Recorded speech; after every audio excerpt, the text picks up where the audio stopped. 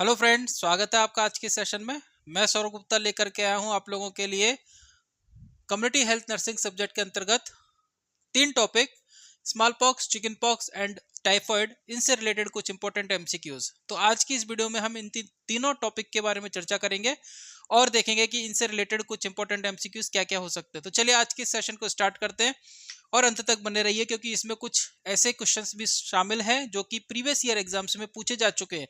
तो चलिए साथ में रहिए, इस वीडियो के साथ अंत तक बने रहिए ताकि आपसे कोई भी इंपॉर्टेंट जानकारी मिस ना हो। शुरू करते हैं आज का सेशन। आगे बढ़ने से पहले आज का जो हमारा सक्सेस मंत्र है वो है a little progress each day adds up to big result. Step by step अगर आप आगे बढ़ते हैं तो फाइनली आपको एक बड़ा अचीवमेंट मिलेगा। तो अगर आप बड़ा अचीवमेंट पाना चाहते हैं तो हर दिन कुछ ना कुछ अपग्रेड करते रहिए। तो चलिए शुरू करते हैं। पहला question, what is the causative agent of small pox?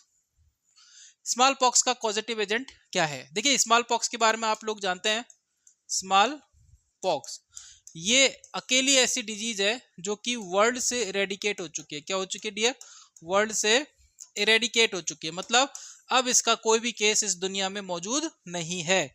लेकिन इससे रिलेटेड स्ट्रेन वायरस दुनिया में मौजूद है या नहीं, इसको लेकर के साइंटिस्ट को डाउट है। वो ये मान के चलते हैं कि अभी तो वर्तमान में मौजूद नहीं है, क्योंकि अगर होता तो कोई ना कोई केस आता। लेकिन हो सकता है इन फ्यूचर इस तरीके की संभावना हमको देखने को मिले, तो उस चीज को लेकर के काम चल रहा है कि भविष्य में अगर हमको केस देखने को मिलता है तो हम उस आउटब्रेक को कैसे कंट्रोल कर सकते हैं। लेकिन वो हमारे काम की चीज नहीं है अभी एग्जाम के पॉइंट ऑफ व्यू से।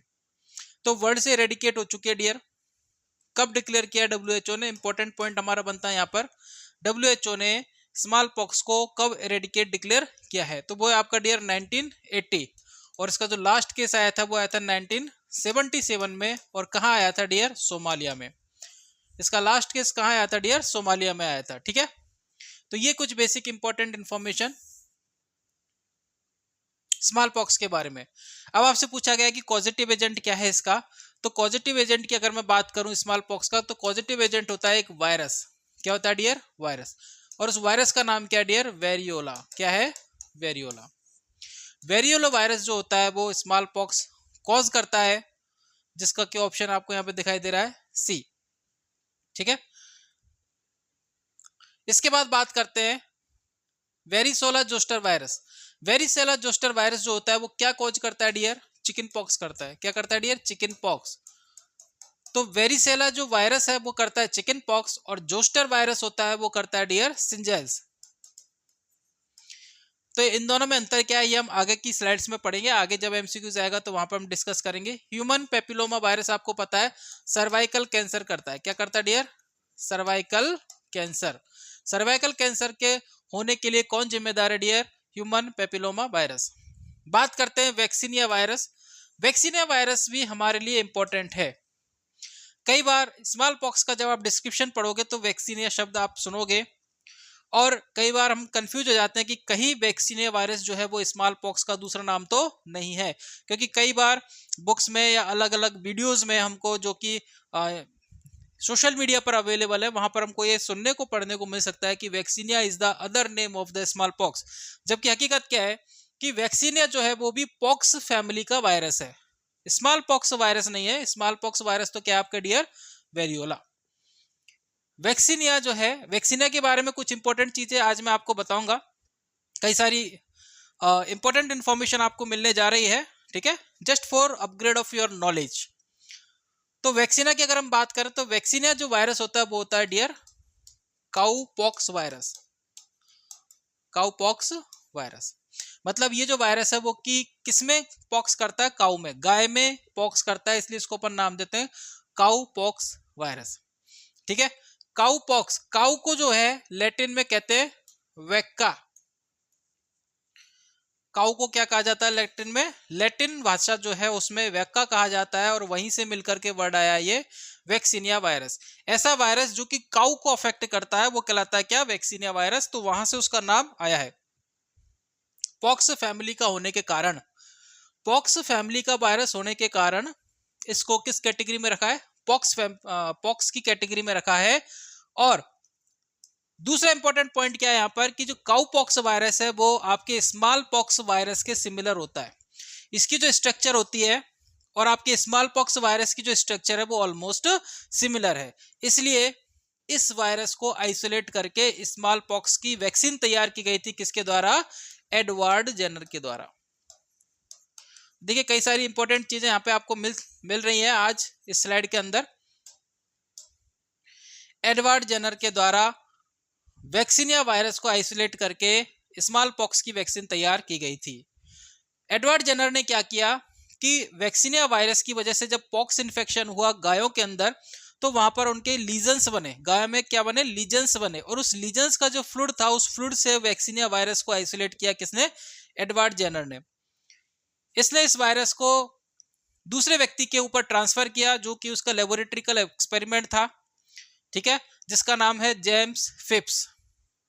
उसके ऊपर ट्रांसफर किया, उसके अंदर इनोकुलेट किया। इस वायरस ने बच्चे का, उस व्यक्ति का इम्यून सिस्टम एक्टिवेट किया और उसके अंदर एंटीबॉडी डेवलप हुई। काउ पॉक्स वायरस जो है वो ह्यूमन एनवायरनमेंट में सरवाइव नहीं कर पाया, या यूं कहें कि उसने डिजीज जो है वो कॉज नहीं कर पाया, लेकिन बच्चे का या उस व्यक्ति का इम्यून सिस्टम एक्टिवेट कर दिया। तो जिसके क्या हुआ कि उस पॉक्स के अगेंस्ट एंटीबॉडी बन गई। मैंने कहा कि काउ पॉक्स वायरस जो है और वेरियोला वायरस जो है वो बहुत सिमिलर वायरस है। तो बाद में क्या हुआ, इस काउ पॉक्स वायरस के अगेंस्ट जो एंटीबॉडी बनी, उसने आपको वेरियोला वायरस के अगेंस्ट प्रोटेक्शन देना स्टार्ट कर दिया। तो अगर स्मॉल पॉक्स का इन्फेक्शन हुआ तो वो व्यक्ति, क्योंकि ऑलरेडी उसके अंदर एंटीबॉडी मौजूद थी, तो उस व्यक्ति को स्मॉल पॉक्स का इन्फेक्शन नहीं हुआ। ठीक है, तो ये एक कंसेप्ट था जिसको कि किसने फाइंड आउट किया? एडवर्ड जेनर ने। तो सबसे पहली जो वैक्सीन दुनिया में डिस्कवर हुई थी वो थी स्मॉल पॉक्स की वैक्सीन। वर्ल्ड्स फर्स्ट वैक्सीन, जो दुनिया की पहली वैक्सीन थी, वर्ल्ड्स फर्स्ट वैक्सीन, वो थी स्मॉल पॉक्स की वैक्सीन। किससे डिराइव की गई थी? किससे बनाई गई थी? वैक्सीनिया वायरस से बनाई गई थी। वैक्सीनिया वायरस क्या कॉज करता है? It is a cowpox virus, जो कि गायों के अंदर पॉक्स डिजीज कॉज करता है। ठीक है, और गाय को अपन बोलते हैं वैक्का, तो वहां से वर्ड आया। और वैक्सीनिया वायरस से मेडिसिन बनाई गई, या यूं कहें अपन जो फॉर्मुलेशन तैयार किया गया जिसको कि अपन वैक्सीन कहते हैं, वो भी इसी नाम पर आधारित है। क्योंकि वैक्सीनिया वायरस से वो फॉर्मुलेशन तैयार हुआ, तो उस फॉर्मुलेशन को क्या नाम दे दिया गया डियर? वैक्सीन नाम दे दिया गया। क्या नाम दे दिया गया? वैक्सीन। तो अब आपको समझ में आ गया होगा कि हम जो भी फॉर्मुलेशन आज की डेट में यूज करते हैं किसी भी बीमारी से बचने के लिए, उसको अपन वैक्सीन क्यों कहते हैं। तो ये वैक्सीन शब्द कहां से आया? वैक्सीन शब्द आया वैक्सीनिया वायरस से। तो वैक्सीनिया वायरस से इसने स्मॉल पॉक्स की वैक्सीन तैयार की। किसने तैयार की? एडवर्ड जेनर ने तैयार की। और कब की थी डियर? 1796 में, 1796। तो दुनिया की पहली वैक्सीन जो थी वो स्मॉल पॉक्स वैक्सीन थी। किसने तैयार की थी? एडवर्ड जेनर ने तैयार की थी। कब की थी? 1796 में की थी। इसने क्या क्या नाम दिए? इसने उस फॉर्मुलेशन को वैक्सीन नाम दिया, और उस वैक्सीन शब्द को हम आज तक यूटिलाइज करते आ रहे हैं। ठीक है, तो इसमें कई इंफॉर्मेशन ऐसी थी जो आपकी नॉलेज अपग्रेड करने के लिए, और कई इंफॉर्मेशन ऐसी है जो कि आपके एग्जाम के पॉइंट ऑफ व्यू से इंपॉर्टेंट है। तो आपके एग्जाम के पॉइंट ऑफ व्यू से इंपॉर्टेंट क्या इंफॉर्मेशन है डियर? वैक्सीन, फर्स्ट वैक्सीन किसने डिस्कवर की थी? Edward Jenner. या स्मॉल पॉक्स की वैक्सीन किसने डिस्कवर की थी? एडवर्ड जेनर ने। It is the world's first vaccine, दुनिया की पहली वैक्सीन कौन सी तैयार की गई थी या किसके अगेंस्ट तैयार हुई थी? स्मॉल पॉक्स के अगेंस्ट तैयार हुई थी। स्मॉल पॉक्स का पॉजिटिव एजेंट क्या है dear? Variola virus. Smallpox का पॉजिटिव एजेंट है वेरियोला वायरस। ठीक है, तो ये इंफॉर्मेशन थी। क्वेश्चन हमारा पहले ही सॉल्व हो गया था, ये जस्ट आप लोगों की नॉलेज अपग्रेडेशन के लिए। What is the incubation period of smallpox? ये आपको एज इट इज याद करने पड़ेंगे डियर। 7 to 17 डेज, 7 से 17 दिन का इसका इंक्यूबेशन पीरियड होता है। Next is which country was the last to report a naturally occurring case of smallpox? ऐसी कौन सी कंट्री थी जिसमें लास्ट केस आया था? किसका? स्मॉल पॉक्स का। आपके ऑप्शन है United States, option B India, option C Somalia, option D Brazil. बहुत ही सिंपल क्वेश्चन है। जब आप इस क्वेश्चन को पढ़ोगे तो आपके माइंड में इसका आंसर आ गया होगा। तो चलिए सॉल्व करते हैं इस क्वेश्चन को। सिंपल सा आंसर है इसका क्या? Somalia. Somalia was the last country where the smallpox case was reported. Last case was reported in 1977 and after 3 years In 1980, the WHO declared the whole world smallpox eradicated. क्या declare कर दिया dear? Small pox क्या हो गया dear? Eradicate हो गया। ठीक है, तो सोमालिया इसका आंसर है। Next is in what year did the world health organisation, देखिए चारों क्वेश्चन अभी तक जो हमने पढ़े हैं वो चारों के चारों क्वेश्चन इंपॉर्टेंट है। देखने में क्वेश्चन हमको भले ही ऐसा लग रहा हो बहुत इजी क्वेश्चन है, छोटे क्वेश्चन है, लेकिन चारों के चारों क्वेश्चन क्या dear? Important. World health organisation declare smallpox eradicated, कब डिक्लेयर किया था डियर? 1980 में डिक्लेयर किया था। ये आपको वैल्यू याद रखनी है। Next is which form of smallpox was typically milder and less fatal. देखिए स्मॉल पॉक्स की जो स्ट्रेन होती है, स्मॉल पॉक्स की स्ट्रेन होती है दो प्रकार की। एक को अपन बोलते हैं वेरियोला, क्योंकि इसके वायरस का नाम क्या है? वेरियोला। तो वेरियोला मेजर, और दूसरा होता है वेरियोला माइनर। तो नाम से क्लियर है कि जो माइनर है वो कम फेटल है, वो कम घातक है, वो कम नुकसानदायक है, और उसके केस भी कम रिपोर्ट होते हैं। दुनिया में सबसे ज्यादा जो केस रिपोर्ट हुए थे वो किसकी वजह से हुए थे? वेरियोला मेजर्स की वजह से हुए थे। और जितने भी कॉम्प्लिकेशंस आए या जितनी भी डेथ हुई वो सब किसकी वजह से हुई थी डियर? वेरियोला मेजर की वजह से। अब आप देखिए क्वेश्चन क्या पूछा आपसे, यहां पर माइल्डर एंड लेस फेटल पूछा है, तो इसका आंसर क्या जाएगा dear? Variola minor. Next is which of the following symptom is not typical of smallpox, निम्न में से कौन सा सिम्टम्स स्मॉल पॉक्स का फीचर्स नहीं है?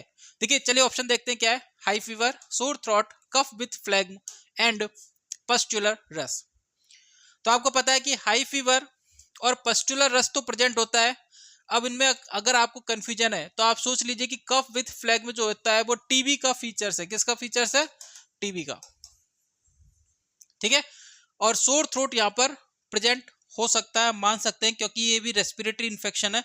लेकिन कफ विद फ्लैग, खांसी विद स्पुटम, ठीक है, जो आपका म्यूकस निकलता है उसके साथ अगर खांसी हो, जैसे आपने सुना होगा कि अगर 2 हफ्ते से ज्यादा खांसी हो या बलगम युक्त खांसी हो तो उसको अपन टीबी बोल सकते हैं, टीबी कह सकते हैं। तो इसका मतलब क्या हो गया कि ये जो सिम्टम्स है वो टीबी का कैरेक्टरिस्टिक फीचर्स हो गया। ठीक है, तो यहाँ पर हम किक आउट टेक्निक यूज कर सकते हैं। अगर आपको ऑप्शन में कंफ्यूजन हो तो आप ये देखिए कि कौन सा ऑप्शन नहीं हो सकता। तो कौन सा ऑप्शन नहीं हो सकता यहाँ पर डियर? सी ऑप्शन जो है वो it is more attracted towards tuberculosis. तो ये इसका आंसर हो सकता है। ठीक है, ये क्या हो गया? इसका सिम्टम्स हो गया। अब आपसे पूछा है विच of the following symptoms is not typical of small pox, smallpox का कौन सा सिम्टम्स नहीं हो सकता डियर? इसका आंसर जाएगा सी।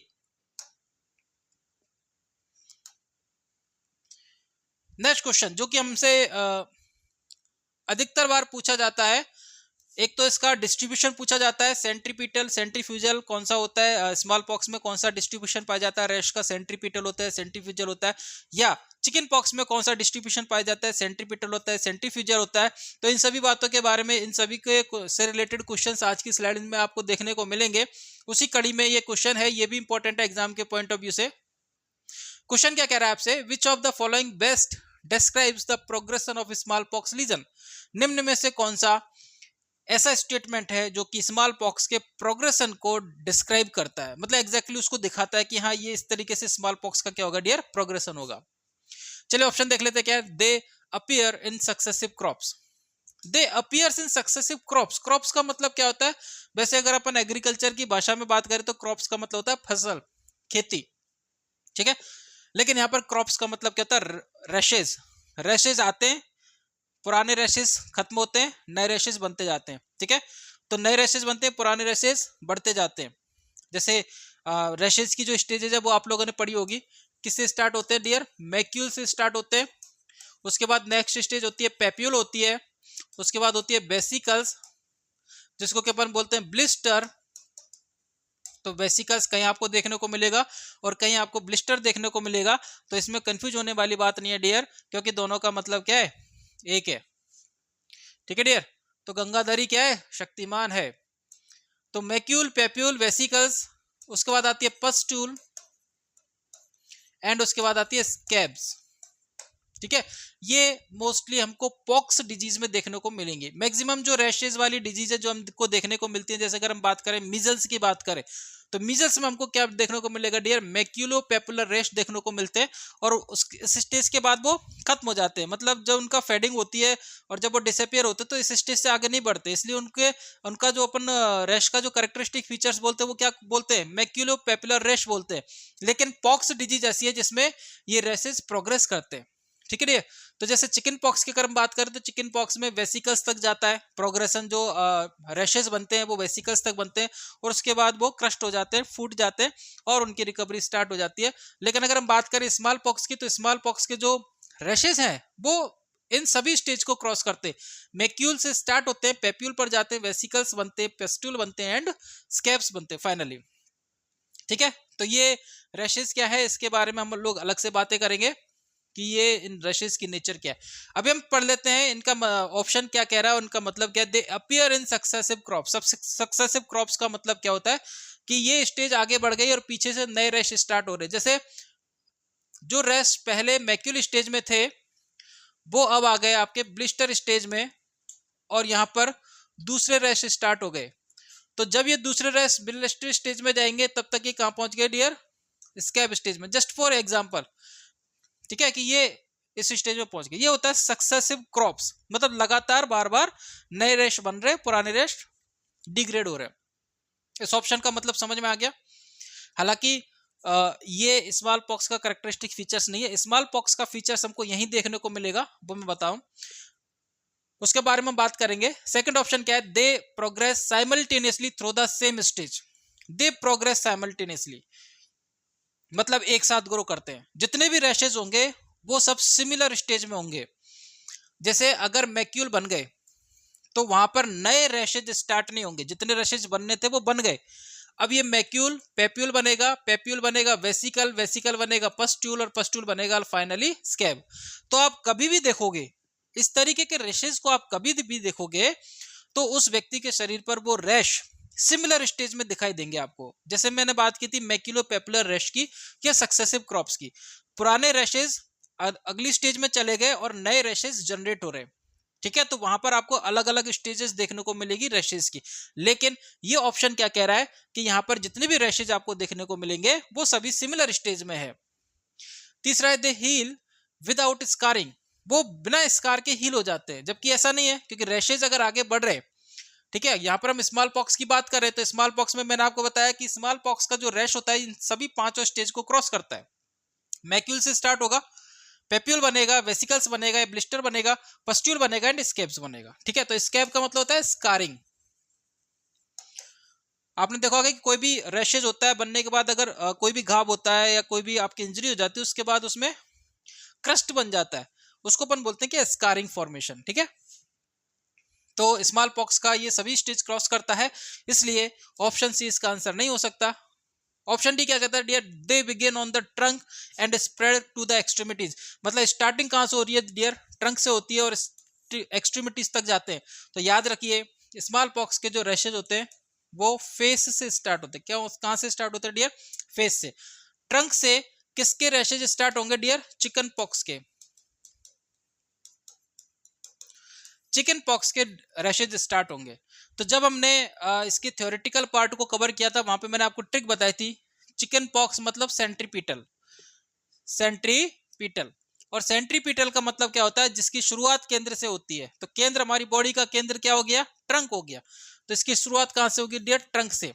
या फिर दूसरा याद करने का तरीका क्या है, सिटी स्कैन। सिटी स्कैन ध्यान रखिए। तो सी का मतलब हो गया चिकन पॉक्स और टी का मतलब हो गया ट्रंक। तो दो दो ट्रिक मैंने आपको बता दी। तो किसी भी ट्रिक जो कि आपको इजी लगे उस ट्रिक से आप इस पैटर्न को याद कर सकते हैं। मोस्टली जो रैशेज होते हैं, एक जनरलाइज्ड ट्रिक मैं आपको बता देता हूं कि मोस्टली जो रैशेज होते हैं वो फेस से स्टार्ट होते हैं। मोस्टली जो रैशेज होते हैं वो फेस से स्टार्ट होते हैं। चिकन पॉक्स का जो रैशेज है वो ट्रंक से स्टार्ट होता है। मोस्टली जो रैशेज है वो फेस से या कानों के पीछे से, बिहाइंड द ईयर्स या टंग से, ओरल कैविटी से स्टार्ट होंगे, मतलब पेरीफेरी से। लेकिन चिकन पॉक्स का जो रैशेज है वो ट्रंक से स्टार्ट होता है, ठीक है। तो ये एक जनरलाइज्ड ट्रिक है, इसको यूज करके आप अपना काम चला सकते हैं। दूसरा कंसेप्ट आता है कि सेंट्रीपीटल और सेंट्रीफ्यूजल का मतलब क्या है, इसके बारे में भी मैंने क्वेश्चन रखा है, तो वहां पर हम इसका मतलब समझेंगे कि सेंट्रीपीटल क्यों कहते हैं और सेंट्रीफ्यूजल क्यों कहते हैं, ठीक है। तो ये ऑप्शन भी आपका गलत हो गया। अब आपके दो ऑप्शन बचे, तो सक्सेसिव क्रॉप्स, ये जो ऑप्शन है वो आपका किसका फीचर्स है डियर? चिकन पॉक्स का फीचर्स है। चिकन पॉक्स में जो पुराने रैशेस बने हैं वो अगली स्टेज में बढ़ जाते हैं और पीछे से नए रैशेस बनते रहते हैं। तो रैशेस का बनना और बिगड़ना ये क्रम चलता रहता है, जबकि सेम स्टेज में रैश प्रेजेंट होना ये स्मॉल पॉक्स का करेक्टरिस्टिक फीचर्स है। स्मॉल पॉक्स के अंदर सेम स्टेज में रैश प्रेजेंट होते हैं, ये स्मॉल पॉक्स का करेक्टरिस्टिक फीचर्स है, और इसलिए इस क्वेश्चन का आंसर क्या जाएगा डियर? बी जाएगा। चलिए बढ़ते हैं नेक्स्ट क्वेश्चन की तरफ। What was one of the most severe complication of small pox? Smallpox का सीवियर कॉम्प्लिकेशंस क्या है? तो देखिए, सीवियर कॉम्प्लिकेशंस की अगर हम बात करें तो स्मॉल पॉक्स के कई कॉम्प्लिकेशंस थे, जैसे स्किन इन्फेक्शन, इसके अलावा न्यूमोनिया, ठीक है। लेकिन अगर हम बात करें कि सीवियर कॉम्प्लिकेशन क्या था, तो सीवियर कॉम्प्लिकेशन याद रखिए डियर, क्या है इसका? ब्लाइंडनेस। अगर स्मॉल पॉक्स के लीजन अगर आपके आई के अंदर, कॉर्निया के अंदर, रेटिना के अंदर डेवलप हो गए तो वो क्या कॉज करेंगे डियर? ब्लाइंडनेस कॉज करेंगे। So it is the most serious complication of the smallpox that you have to remember. Next is who is credited with the development of the smallpox vaccine? अभी हमने बात की थी dear. Question क्या कह रहा है? Who is credited, किसको क्रेडिट देना चाहिए, किसके लिए? Development of the smallpox vaccine. Small pox vaccine के डेवलपमेंट के लिए हमको किसको क्रेडिट देना चाहिए? तो जिसने बनाई उसको देना चाहिए। तो किसने बनाई डियर? एडवर्ड जेनर ने बनाई। कब बनाई? 1796। इंपॉर्टेंट, ठीक है। सन याद रहे या ना रहे, लेकिन ये इंपॉर्टेंट है, एडवर्ड जेनर।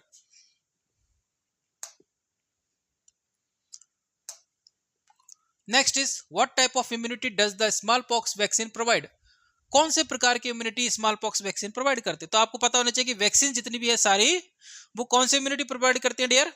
Active immunity. तो इम्यूनिटी के जो क्लासिफिकेशन है वो आप लोगों को पता है, ऑलरेडी हम लोग पढ़ चुके हैं। तो इम्यूनिटी की अगर हम बात करें तो दो प्रकार की इम्यूनिटी होती है, एक होती है एक्टिव और दूसरी होती है कौन सी डियर? पैसिव। तो एक्टिव, जब एंटीबॉडी, किसी भी डिजीज के अगेंस्ट एंटीबॉडी हमारा बॉडी का इम्यून सिस्टम खुद बनाता है, जब किसी डिजीज के अगेंस्ट एंटीबॉडी हमारी बॉडी का इम्यून सिस्टम खुद बनाता है वो कहलाती है कौन सी डियर? एक्टिव इम्यूनिटी कहलाती है। और जब हमारी बॉडी को रेडीमेड, पकी पकाई, बनी बनाई एंटीबॉडी बाहर से मिल जाती है तो वो क्या कहलाती है डियर? पैसिव। तो जब आपको खाना बनाना खुद को आता है तो आप मेहनत करते हो तो आप एक्टिव कहलाओगे, और जब आपको बना बनाया खाना मिल जाता है तो वो क्या कहलाओगे? फिर आप पैसिव कहलाओगे, क्योंकि आप कोई भी काम नहीं कर रहे। इसी तरीके से अगर हमारी बॉडी एंटीबॉडी खुद बना रही है तो इम्यूनिटी कहलाएगी एक्टिव, लेकिन अगर बॉडी को बनी बनाई एंटीबॉडी बाहर से मिल जाती है तो वो क्या कहलाता है डियर? पैसिव कहलाता है। एक्टिव के भी दो प्रकार होते हैं, एक होता है नेचुरल और दूसरा होता है आर्टिफिशियल। तो नेचुरल का मतलब क्या हो गया? कोई इन्फेक्शन हो गया आपकी बॉडी में, बिना आप बैठे थे, मतलब इसमें लेबोरेटरी का या मेडिकल का कोई रोल नहीं था, बस इन्फेक्शन हो गया, ठीक है। आपने कोई गलत खाना खा लिया या गलत जगह चले गए या किसी इन्फेक्टेड पर्सन के पास बैठ गया, आपके अंदर इन्फेक्शन हो गया। जैसे इन्फेक्शन गया, बॉडी के इम्यून सिस्टम एक्टिवेट हुआ और उसके अगेंस्ट एंटीबॉडी बनाना शुरू कर दिया। ये हो गया आपका डियर नेचुरल एक्वायर्ड इम्यूनिटी। क्या हो गया डियर? नेचुरल एक्वायर्ड इम्यूनिटी, ठीक है। आर्टिफिशियल में क्या हो गया डियर? आपको लगा दिया हमने वैक्सीन। तो वैक्सीन में क्या जाता है? पॉजिटिव एजेंट ही तो जाता है बॉडी के अंदर। तो पॉजिटिव एजेंट ऐसा जाता है जो कि इम्यून सिस्टम को तो एक्टिवेट करता है लेकिन बीमारी कॉज नहीं करता। क्यों? क्योंकि इसकी पैथोजेनिसिटी को हम खत्म कर देते हैं, डिस्ट्रॉय कर देते हैं, जिसकी वजह से वो बीमारी नहीं करता लेकिन हमारे इम्यून सिस्टम को एक्टिवेट करता है। वो कहलाती है आर्टिफिशियल। तो जिसमें ह्यूमन का इंटरफेरेंस हो, लेबोरेटरी का, मेडिकल प्रोफेशन का, साइंटिस्ट का इंटरफेरेंस, मतलब कुछ भी समझ लीजिए इसको, जहां पर हमारा इन्वॉल्वमेंट हो इम्यूनिटी को डेवलप करने में, वो कहलाती है आर्टिफिशियल एक्टिव इम्यूनिटी, क्योंकि यहां पर भी हमारा इम्यून सिस्टम काम में आ रहा है। अब बात करते हैं पैसिव की। तो पैसिव भी दो प्रकार की होती है। पैसिव कहेगा कि हमें भी दो प्रकार का होना है, हम भी अकेले नहीं रह सकते। तो कौन सी होती है dear? Natural and artificial. Natural क्या होती है? प्रकृति से आपको बनी बनाई एंटीबॉडी मिल जाए। तो ऐसा कब संभव है? ऐसा एक केस में संभव है, मदर द्वारा बच्चे को, मदर टू चाइल्ड, किसके माध्यम से?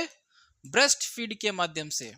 ब्रेस्ट फीड के माध्यम से ये प्रक्रिया की जाती है जहां पर मदर की एंटीबॉडी बच्चे के शरीर को मिल जाती है। तो मदर की एंटीबॉडी बच्चे के शरीर में जाती है किसके माध्यम से? ब्रेस्ट फीड के माध्यम से। तो बच्चे के लिए ये इम्यूनिटी क्या कहलाएगी?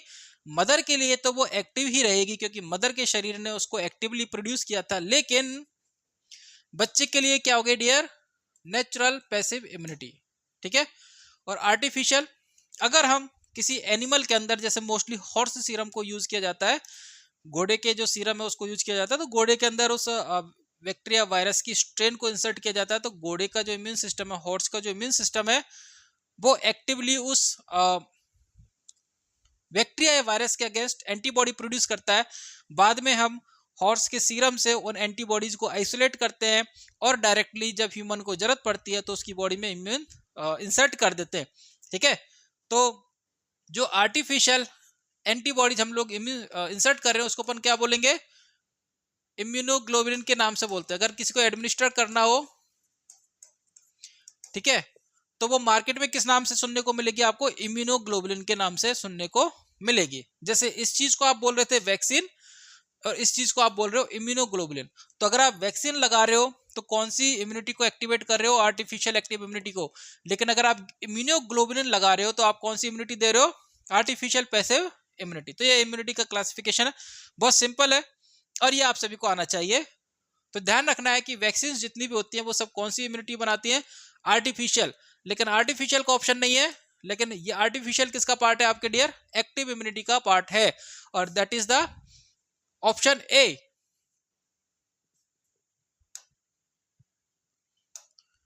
Next is, where does the smallpox rash typically start on the body? Smallpox के रैश कहां स्टार्ट होते हैं? तो मैंने कहा एक जनरल ट्रिक याद कर लीजिए, मोस्टली जो रैशेज है वो फेस से स्टार्ट होते हैं, फेस एंड एक्सट्रीमिटीज, पेरीफेरी से स्टार्ट होते हैं। Next is, what is the typical texture of smallpox lesion? Smallpox lesion का टिपिकल टेक्सचर क्या है?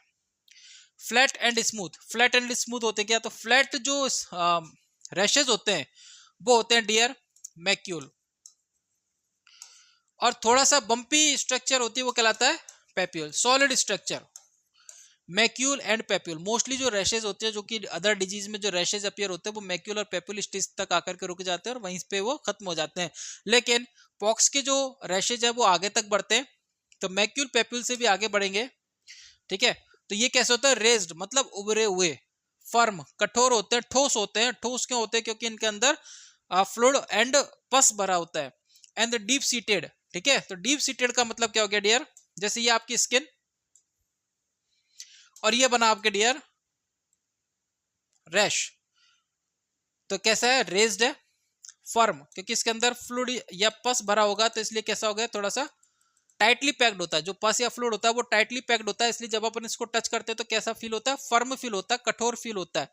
और डीप सीटेड का मतलब क्या? जितना आपको ऊपर दिखाई दे रहा है उतना ही कहाँ होगा? ये नीचे, अंदर के टिश्यूज को डैमेज किए हुए। तो इसको अपन बोलते हैं क्या? Deep seated. क्या बोलते हैं डियर? Deep seated. और आपने देखा होगा कि पुराने जो स्मॉल पॉक्स के केस थे उनके चेहरे पर आपको थोड़ा सा स्कार मार्क्स आपको दिखाई देते हैं। जैसे आपने चेहरा देखा होगा ओमपुरी, ओमपुरी साहब का, जो अपने एक्टर रहे हैं, उनके चेहरे पर थोड़ा सा आपको इंप्रेशंस दिखाई देते हैं। तो उस तरीके के इंप्रेशंस बनते हैं स्मॉल पॉक्स। जो व्यक्ति स्मॉल पॉक्स से रिकवर करता है उसके चेहरे पर, शरीर पर इस तरीके के इंप्रेशंस बन जाते हैं। क्यों बन जाते हैं डियर? क्योंकि देखिए ये जो इसकी जो क्वालिटी है, इसके जो कैरेक्टरिस्टिक है वो क्या है? डीप सीटेड है, मतलब ये अंदर के टिश्यू को इन्वॉल्व किए हुए। जबकि अदर केसेस में, अदर रैशेज में ऐसा नहीं होता। चिकन पॉक्स की भी अगर अपन बात करें तो चिकन पॉक्स का जो रैश होता है वो भी डीप सीटेड नहीं होता। ठीक है। वो भी सुपरफिशियल होता है। अगर मैं चिकन पॉक्स के रैश की बात करूं तो चिकन पॉक्स का रैश कैसे होगा डियर? जैसे ये आपकी स्किन है तो ये आपका उभरा हुआ होगा, थोड़ा सा सॉफ्ट होता है क्योंकि इसमें वाटरी फ्लूइड भरा होता है, तो ये ब्लिस्टर स्टेज तक जाता है। चिकन पॉक्स का जो रैश है वो ब्लिस्टर स्टेज तक जाता है, जिसको कि अपन बोलते हैं वेसिकल, वेसिकल भी बोलते हैं। और उसके बाद यहाँ से क्या हो जाता है डियर? क्रस्ट हो जाता है, मतलब फूट जाता है और ये यहीं पर रिकवर हो जाता है। लेकिन स्मॉल पॉक्स का जो रैश है वो इस स्टेज के बाद, ब्लस्टर स्टेज इसमें भी आती है, इस स्टेज के बाद पस्ट्यूल स्टेज में जाता है। और जब पस्ट्यूल स्टेज में जाता है तो नीचे का जो डैमेज स्किन है, नीचे की जो टिश्यूज है उनको डैमेज करता है, और इसकी वजह से ये इसकी प्रॉपर्टी क्या बनती है, डीप सीटेड बनती है। और डीप सीटेड होने की वजह से ही ये स्कार मार्क छोड़ करके जाता है। जब स्मॉल पॉक्स रिकवर होता है तो स्कार मार्क छोड़ करके जाता है। ठीक है, तो ये इसकी क्वालिटी है, raised, firm and deep seated, fluid filled and fragile. ये किसकी क्वालिटी डियर, चिकन पॉक्स की। अभी आपको बताया था fluid filled and fragile, fragile मतलब कमजोर होते हैं, टच किया, थोड़ा सा प्रेस किया आपने, फूट गया, ये होती है किसकी क्वालिटी, चिकन पॉक्स की।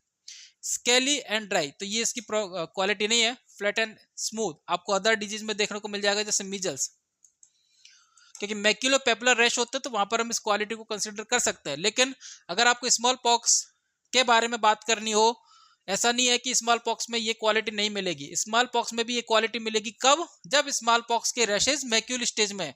लेकिन यहाँ पर जो कैरेक्टरिस्टिक फीचर्स की बात होगी कि स्मॉल पॉक्स के जो कैरेक्टरिस्टिक फीचर्स है रैश का, वो कंसीडर किया जाता है किसको, raised, firm and deep seated structure को। ठीक है, तो ये इसका कैरेक्टरिस्टिक फीचर्स है। तो इसको मैं क्लीन कर देता हूं। एक पिक्चर मैंने यहाँ पर रखी है, वो पिक्चर के द्वारा आप देख सकते हो, ठीक है, किस तरीके के आपको रैशेस दिखाई दे रहे हैं। तो ये रेज्ड है, उभरे हुए हैं, फर्म है, ठीक है, पस इनके अंदर भरा हुआ है, और ये यहाँ पर हमको दिखाई नहीं दे रहे, लेकिन जैसा हमने डायग्राम के माध्यम से समझा, जो हमने स्ट्रक्चर बोर्ड पे बनाई थी उसके माध्यम से इसको समझा, तो वहां पे हमको पता चला था कि कैसे डीप सीटेड, मतलब जितना आपको ऊपर दिखाई दे रहा है उतना ही अंदर के टिश्यूज को इन्वॉल्व किए हुए है। ठीक है, एक और क्वालिटी आप देखिए यहाँ पर, जो हमने लास्ट क्वेश्चन में बात की थी कि यहाँ पर आपको जितने भी रैश है वो आपको सिमिलर स्टेज में दिखाई दे रहे हैं। ये कौन सी स्टेज यहाँ पर दिखाई दे रही है आपको, पस्ट्यूल स्टेज दिखाई दे रही है। तो क्योंकि इनके अंदर कैसा है, पस भरा हुआ है, तो पस्ट्यूल स्टेज आपको दिखाई दे रही है। लेकिन अदर कोई भी रैश यहाँ पर अनदर स्टेज में दिखाई नहीं दे रहा, सारे के सारे रैश कौन सी स्टेज में, पस्ट्यूल स्टेज में। ठीक है, चलिए बढ़ते हैं नेक्स्ट क्वेश्चन की तरफ।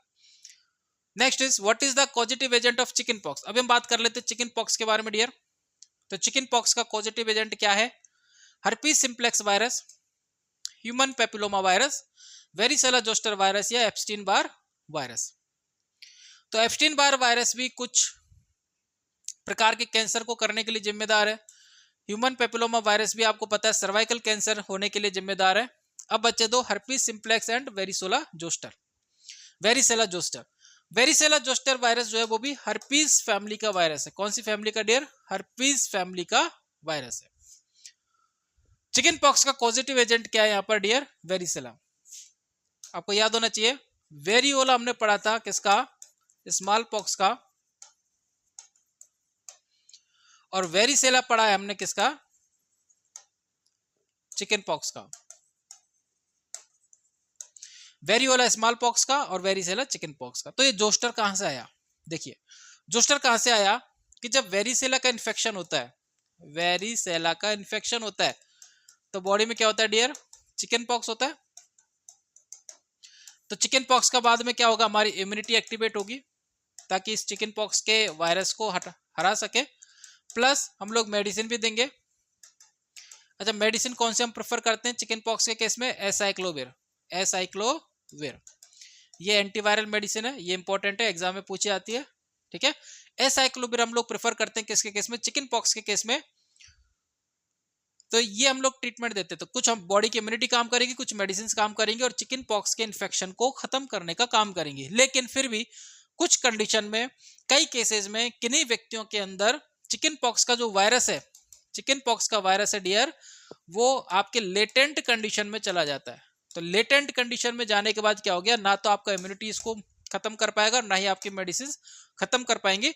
बॉडी के अंदर ये लेटेंट कंडीशन में चला जाता है, मतलब छुप जाता है और बैठ जाता है। फिर ये सही समय का इंतजार करता है। तो सही समय क्या है, अडल्टहुड। जब बड़े हो जाते हैं बच्चे, तो जब बड़े हो जाते हैं तो उस वक्त क्या होता है, इस लेटेंट वायरस का रीएक्टिवेशन होता है। क्या होता है डियर, रीएक्टिवेशन। ध्यान रखिए, मैं क्या नहीं बोल रहा, मैं री इन्फेक्शन नहीं बोल रहा। क्या नहीं बोल रहा डियर, री इन्फेक्शन नहीं बोल रहा, क्योंकि री इन्फेक्शन होता है इसका मतलब क्या है कि सेम वायरस दोबारा से बाहर से आके अटैक करता, तो वो क्या कहलाता, री इन्फेक्शन। यहाँ पे क्या हुआ, वायरस था लेटेंट कंडीशन में गया और बाद में उसका क्या हो गया, रीएक्टिवेशन हो गया। रीएक्टिवेशन होने के बाद उसने डिजीज कॉज की, तो रीएक्टिवेशन जब हुआ तो अपन ने इसको क्या कहा, जोस्टर कहा। इसलिए वेरिसेला जोस्टर को अपन साथ साथ लिख करके चलते हैं, ठीक है। तो वेरिसेला एंड जोस्टर। तो वेरिसेला क्या कॉज कर रहा है disease dear, chickenpox. Varicella कौन सी डिजीज कॉज कर रहा है, चिकन पॉक्स। और जोस्टर जो है वो कौन सी डिजीज कॉज कर रहा है डियर, सिंजेल्स। ये इंपॉर्टेंट क्वेश्चन है, दोनों एग्जाम में पूछे जाते हैं। Shingles disease is caused by zoster virus, chicken pox disease is caused by varicella virus. तो जोस्टर वायरस कब बनता है, it is the reactivation of varicella virus. तो वेरिसेला वायरस जब रीएक्टिवेट होगा तो उसको अपन क्या कह रहे हैं डियर, जोस्टर वायरस कह रहे हैं, ठीक है। और जो कि कौन सी डिजीज कॉज कर रहा है, सिंजेल्स कॉज कर रहा है। ये चारों पॉइंट इंपॉर्टेंट है जो मैंने आपको बताए हैं। तो आंसर है आपका C. Next is, at what stage of the chickenpox rash is the patient most contagious?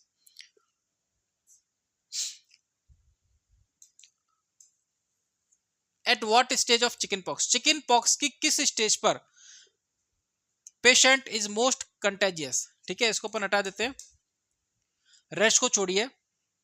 At what stage of chicken pox, chicken pox की किस स्टेज पर the patient is most contagious, मतलब पेशेंट जो है वो infection दूसरे व्यक्ति को ट्रांसफर कर सकता है। तो उस इन्फेक्टेड व्यक्ति से इन्फेक्शन के ट्रांसफर होने की संभावनाएं मैक्सिमम होती हैं। तो कौन सी स्टेज है वो, बिफोर द रैश अपीयर। तो रैश जब अपीयर होते हैं उसके बाद से इन्फेक्शियस स्टार्ट होती है, कंटेजियसनेस स्टार्ट होती है। कब, जब रैश अपीयर हो जाते हैं। तो ये क्या कह रहा है, before the rash appears. When the rash is crusted over, मतलब खत्म हो गए, ठीक है। क्रस्टेड मतलब स्कार बन गया, हील हो गए। During the blister stage and after the rash disappear, मतलब तो रैश डिसअपियर, रैश खत्म होने के बाद और खत्म होने से पहले व्यक्ति is, person is no contagious. Before appearing the rash and after disappearing the rash the person is non contagious. तो कंडीशन आती है कि ब्लिस्टर स्टेज में और रैश इज क्रस्टेड ओवर। तो जब रैश क्रस्ट वाली कंडीशन में जाते हैं तो यहां पर भी कंटेजियस वेरी लो हो जाती है, वेरी लो, मतलब ना के बराबर चांसेस है, फिर भी रेयर केस में हो सकता है क्रस्टेड ओवर, क्योंकि अभी भी रिकवरी चल रही है। लेकिन ब्लिस्टर स्टेज, अगर इन चारों ऑप्शंस में देखें तो चारों ऑप्शंस में ब्लिस्टर स्टेज एक ऐसी है जहां पर रैश अपनी फुल पोटेंशियल, फुल अपने एक्सटेंट के साथ प्रेजेंट होता है। तो इस स्टेज में मैक्सिमम चांसेस होते हैं कि व्यक्ति अपना इन्फेक्शन किसी दूसरे हेल्दी पर्सन को ट्रांसफर कर सकता है, ठीक है। तो यहां पर ऑप्शन क्या जाएगा, सी, ड्यूरिंग द ब्लिस्टर स्टेज। तो ब्लिस्टर क्या होते हैं वो मैंने स्ट्रक्चर आपको बताई थी लास्ट वीडियो में। यहां पर जो मैंने आपको समझाया था, तो जो आपको डायग्राम बना के बताया था वो अभी हमने हटा दिया यहां से। लेकिन वहां पे जो मैंने स्टेज बताई थी वो थी ब्लिस्टर स्टेज, जो कि कैसी थी, लंपी थी, फ्लूइड फिल्ड स्टेज थी, ठीक है। Next is, what complication can occur in adults who contract chicken pox. Chicken pox contract chicken pox, मतलब अगर चिकन पॉक्स होता है किसी व्यक्ति में तो अडल्ट्स में क्या कॉम्प्लिकेशन हो सकता है। तो वहां पे मैंने बताया था अडल्ट्स में क्या कॉम्प्लिकेशन देखने को मिलेगा, रीएक्टिवेशन, रीएक्टिवेशन ऑफ वायरस देखने को मिलेगा, जो कि कौन सी डिजीज कॉज करेगा, सिंजेल्स कॉज करेगा। कौन सी डिजीज कॉज करेगा डियर, सिंजेल्स कॉज करेगा। तो ये भी है, लेकिन हम इन कॉम्प्लिकेशंस को भी डिनाई नहीं कर सकते। तो all three are the complications of the chicken pox. So the answer will be option D, all of the above. Pneumonia and meningitis also the complication of the chicken pox disease. चलिए बढ़ते हैं next question की तरफ। What is the relationship between chicken pox and shingles. आप, ये तो simple सा question है, आपको पता है, अभी बताया था हमने कि चिकन पॉक्स और सिंजेल्स के बीच में क्या कनेक्शन है, कि चिकन पॉक्स का वायरस जब लेटेंट कंडीशन में जाता है और फिर से रिएक्टिवेट होता है तो जोस्टर वायरस बन जाता है, जोस्टर वायरस कहलाता है, और वो कौन सी डिजीज कॉज करता है, सिंजेल्स कॉज करता है। तो चलिए इतना कंसेप्ट आपको समझ में आ गया। अब ऑप्शन पढ़ते आपके सामने आंसर आ जाना चाहिए। मैं केवल ऑप्शन पढ़ूंगा, आप लोग आंसर बताएंगे। ऑप्शन है क्या है, सिंजेल्स अकर्स ड्यू टू द री इन्फेक्शन। देखिए ये कंसेप्ट मैंने आपको पहले भी बताया था कि मैं री इन्फेक्शन की बात नहीं कर रहा, मैं किसकी बात कर रहा हूँ, री एक्टिवेशन की बात कर रहा हूँ। तो री इन्फेक्शन वाला ऑप्शन तुम्हारा बेसिक गलत हो गया with the varicella zoster virus. Second is shingles is caused by the different strain, तो डिफरेंट होता नहीं है, सेम स्ट्रेन होती है और उसका रिएक्टिवेशन होता है, तो ये ऑप्शन भी आपका गलत हो गया। Shingles occurs when the dormant varicella zoster virus reactivate in later life, ये आंसर आपको बताया था मैंने, सिंपल है। Shingles and chicken pox have no relationship, तो ये ऑप्शन आपका नहीं जाएगा, ऑप्शन जाएगा C, that is your answer. चलिए बढ़ते हैं नेक्स्ट क्वेश्चन की तरफ। तो समझ में आ रहा है नहीं आ रहा? अगर आपको समझ में आ रहा हो तो भी हमें फीडबैक दीजिए, अगर नहीं आ रहा हो तो भी आपके वैल्यूएबल कमेंट्स सजेशन आप हमें दीजिए, ताकि हम अपने अंदर और इम्प्रूवमेंट कर सकें और आपकी नीड को आइडेंटिफाई कर सकें। हम अपना मैक्सिमम कोशिश करते हैं कि आपको जो भी कॉम्पिटिटिव एग्जाम की नीड है वो सारा का सारा कंटेंट आप तक पहुंचे। फिर भी अगर आपको कुछ कंटेंट आपको समझना है, कुछ और एक्स्ट्रा चाहिए जो कि आपको लगता है कि कवर नहीं हुआ, वो आप हमें भेजिए, तो हम उस कंटेंट को कवर करेंगे। ठीक है, चलिए बढ़ते हैं नेक्स्ट क्वेश्चन की तरफ। What is the typical progression of chickenpox lesion? Chickenpox lesion का टिपिकल प्रोग्रेशन क्या है? तो देखिए प्रोग्रेशन आप याद रखिए, स्टेजेस कैसे बढ़ती हैं। पहली आती है मैक्यूल, दूसरी आती है पेप्यूल, तीसरी आती है ब्लिस्टर या वेसिकल, चौथी आती है पस्ट्यूल और पांचवी आती है स्कैब। होता क्या है देखिए, बता देता हूं। लाल कलर के चकत्ते आपको दिखाई देते हैं, स्किन अभी थोड़ी सी इस डायरेक्शन में अपन इसको सामने कर लेते हैं। जैसे आपने कोई स्किन का पार्ट लिया, ये हो गया आपकी स्किन, ये आपकी स्किन हो गई। अब यहाँ पे आपको लाल कलर के क्या दिखाई दे रहे हैं? चकत्ते दिखाई दे रहे हैं, वो क्या कहलाएगा डियर? मैक्यूल। मतलब इनके अंदर कोई उभार नहीं है, सिंपल फ्लैट है, कोई उभार कुछ भी देखने को नहीं मिलेगा। ठीक है, अब इस स्किन को मैं आपके लिए हॉरिजेंटल कर देता हूं।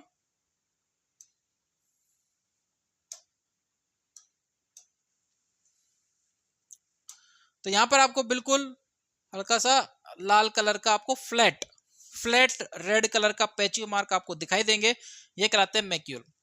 कौन सी स्टेज होगी डियर? मैक्यूल। पेप्यूल की अगर हम बात करें, तो पेप्यूल की अगर हम बात करें तो ये जो सेंटर पॉइंट है, ये सेंटर पॉइंट थोड़ा सा सॉलिड होता है और उठा हुआ होता है। ठीक है, जैसे दाना होता है क्रिस्टल्स, उसी तरीके से हमको फील होता है। तो हल्का सा सॉलिड होता है और उठा हुआ, इसके अंदर क्या होता है डियर? हल्का सा उभार होता है, ये कहलाता है क्या? पेप्यूल। कौन सी स्टेज होगी डियर? पेप्यूल। उसके बाद बात करेंगे बेसिकल्स की।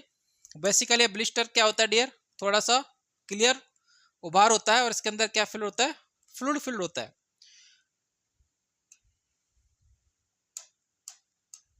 इसको और बड़ा बना देता हूं ताकि आपको क्लियर दिखाई दे।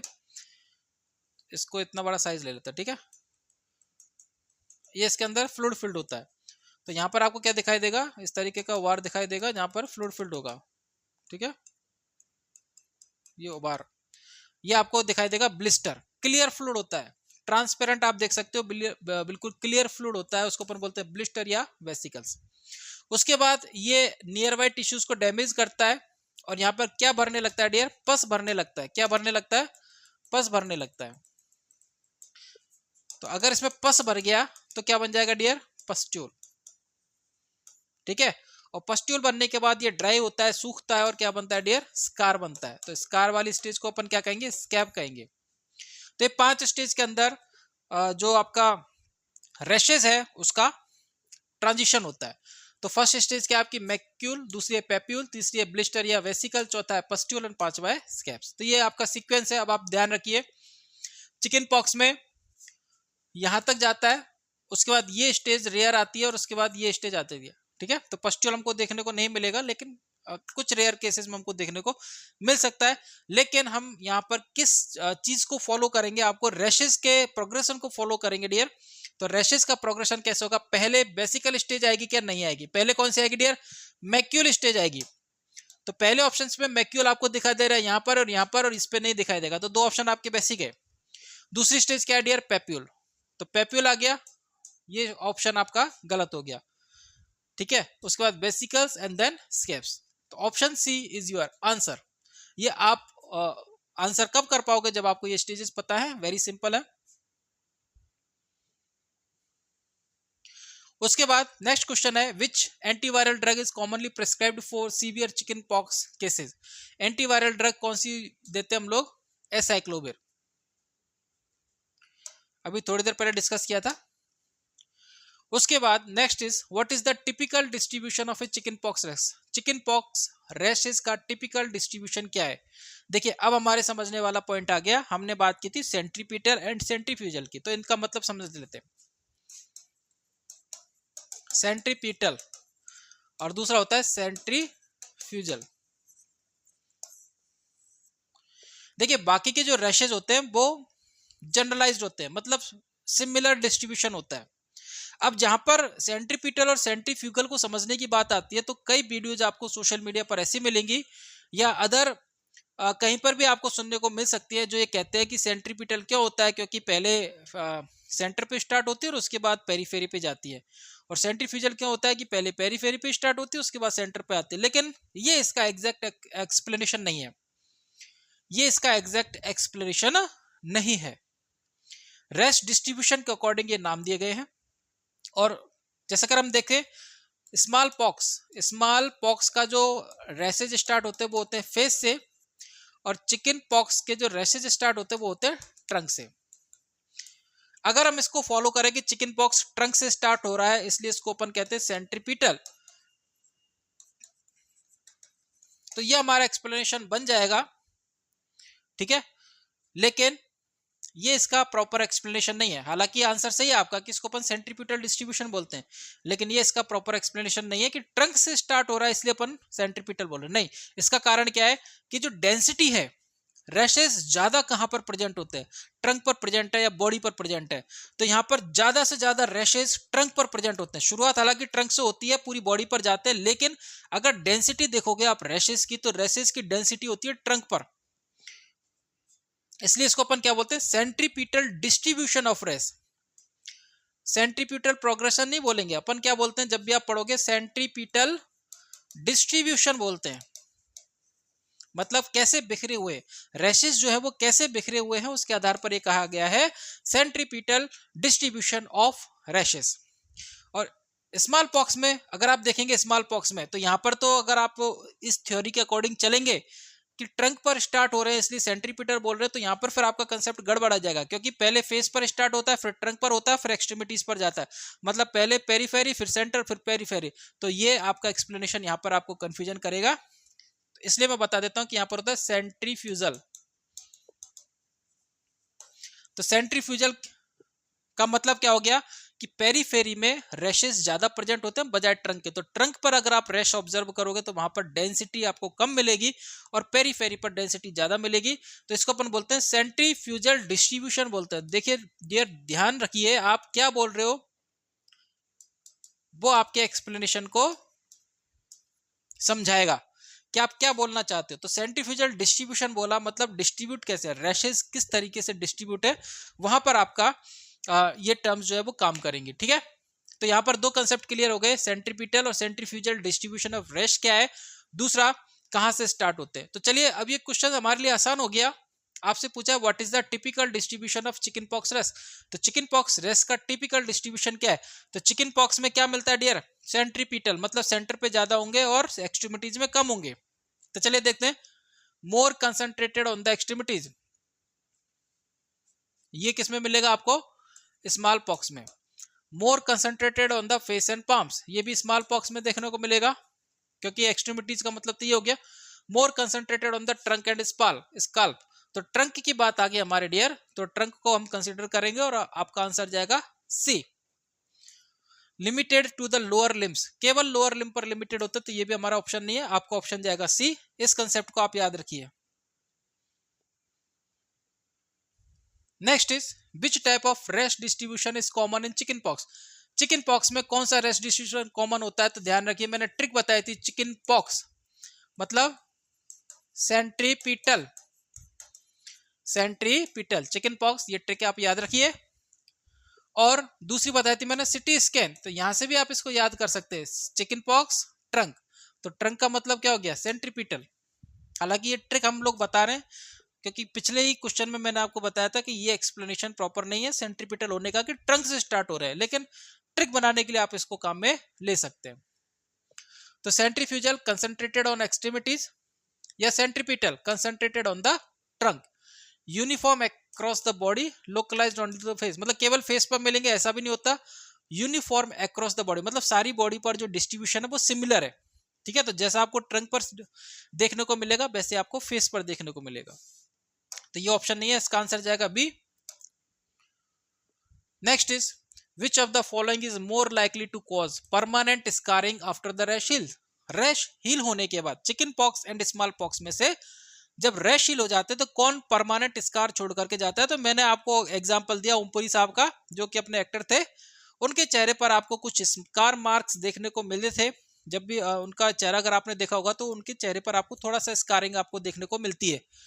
तो वो किसके हो सकते हैं, आपके स्मॉल पॉक्स के हो सकते हैं। हालांकि ये देखना पड़ेगा कि उनके किस वजह से थे, लेकिन इसी तरीके से किस में होते हैं, स्मॉल पॉक्स में होते हैं। आई एम नॉट श्योर कि वो स्मॉल पॉक्स की वजह से थे किसी और वजह से थे, ये जस्ट मैंने एक आपको समझाने के लिए एग्जांपल दिया है और हो सकता है स्मॉल पॉक्स की वजह से हो, बट ये वो कंफर्म करना पड़ेगा। तो हमारा ये नहीं है कि वो स्मॉल पॉक्स की वजह से है या नहीं, लेकिन आपको एग्जांपल समझ में आ गया कि किस तरीके के स्कार मार्क हमको देखने को मिल सकते हैं, ठीक है डियर। तो what which of the following is more likely to cause permanent scarring. तो परमानेंट स्कारिंग देखने को मिलेगी हमको स्मॉल पॉक्स, और क्यों मिलती है, क्योंकि ये कैसे होते हैं डियर, डीप सीटेड होते हैं, इसलिए इंटरनल टिश्यूज को डैमेज करते हैं, जो आपके स्किन के जो टिश्यूज है उनको डैमेज करते हैं। इसके अलावा अगर ये आंखों पर भी हो जाते हैं, आई के अंदर हो जाते हैं, तो ये ब्लाइंडनेस करते हैं, मोस्ट सीरियस कॉम्प्लिकेशन। दोनों चीजें भी हमने पढ़ी थी। तो यहां पर आपका आंसर चेक किया जाएगा डियर बी। उसके बाद हमारा नेक्स्ट डिजीज जिसके बारे में हम लोग इंपॉर्टेंट एमसीक्यूज देखेंगे वो है what is the positive agent of typhoid fever. Typhoid fever का पॉजिटिव एजेंट क्या है, इंपॉर्टेंट क्वेश्चन है डियर एग्जाम के पॉइंट ऑफ व्यू से। आपका ऑप्शन है क्या, Salmonella typhi, Escherichia coli, Vibrio cholerae, Staphylococcus aureus and Salmonella typhi. तो यहाँ पर आपको याद रखना है क्या, Salmonella typhi is the positive agent of typhoid. Vibrio cholerae किसका होता है डियर, कोलेरा का, जिसको कि अपन हिंदी में क्या बोलते हैं, हैजा। अच्छा टाइफाइड जो है इसको अपन बोलते हैं आंत्रिय ज्वर। क्या बोलते हैं डियर, आंत्रिय ज्वर, मतलब किसकी डिजीज है ये, इंटेस्टाइन की डिजीज है। किसकी डिजीज है, इंटेस्टाइन की, और इस वजह से इसको अपन क्या बोलते हैं, एंटेरिक फीवर भी बोलते हैं। तो आंतरिक ज्वर का मतलब क्या हो गया, इंटेस्टाइन की बीमारी। इंटेस्टाइन के लिए अपन कौन सा वर्ड यूज करते हैं, एंटेरिक वर्ड यूज करते हैं, और इसलिए इसको अपन एंटेरिक फीवर बोलते हैं, ठीक है। तो इसको अपन बोलते हैं typhoid. Next is how is typhoid fever primarily transmitted. Intestine की डिजीज है तो आपको पता है portal of exit and entry क्या रहेगा, ओरोफिकल रूट रहेगा। तो मुंह के द्वारा आप जो भी खाना खा रहे हैं अगर वो कंटामिनेटेड है तो आपके अंदर टाइफाइड हो जाएगा। तो कंटामिनेटेड फूड एंड वाटर, अगर आपको पता है कि टाइफाइड किस ऑर्गन की डिजीज है, इंटेस्टाइन की डिजीज है, तो इंटेस्टाइन तक पहुंचने के लिए कौन सा रूट बेस्ट रहेगा, ओरोफेरिंजियल रूट। तो मुंह से अगर आप कोई भी सामान खाते हो, कोई भी फूड प्रोडक्ट या कोई भी वाटर आप लेते हो कंटामिनेटेड, तो उसके साथ इस वायरस के जाने बैक्टीरिया के जाने की संभावना है। तो कैसे डिजीज है, vector borne disease, bacterial disease है। कैसी डिजीज है डियर, बैक्टीरियल डिजीज है, बैक्टीरिया, ठीक है। Direct contact with infected skin, ये नहीं ऑप्शन, एयरबॉर्न ड्रॉपलेट्स नहीं है। वेक्टर बॉर्न, मॉस्किटो बाइट्स के द्वारा भी नहीं होती है। Next is which of the following is A common symptoms of typhoid fever. Typhoid का कॉमन सिम्टम्स क्या है, कॉन्स्टिपेशन और डायरिया, क्योंकि इंटेस्टाइन की डिजीज है तो या तो कॉन्स्टिपेशन करेगा या करेगा डियर डायरिया,